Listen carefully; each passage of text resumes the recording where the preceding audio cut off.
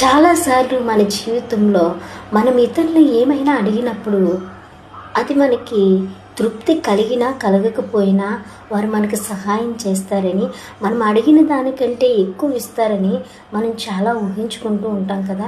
కానీ వాళ్ళు మనకు ఇచ్చిన దాన్ని బట్టి మనకు తెలుస్తుంది వాళ్ళు మనకి సంతృప్తిగా ఇచ్చారా లేకపోతే కొంచెంగా ఇచ్చారనేది వాళ్ళు ఇచ్చిన తర్వాత మనకు అర్థమవుతుంది. అయితే ఈ రాత్రికాల సమయంలో నా ప్రియమైన సహోదరి సహోదరుడా, మనుషులు ఇచ్చిన దాన్ని బట్టి నీకు తృప్తి లేకుండా ఉందా?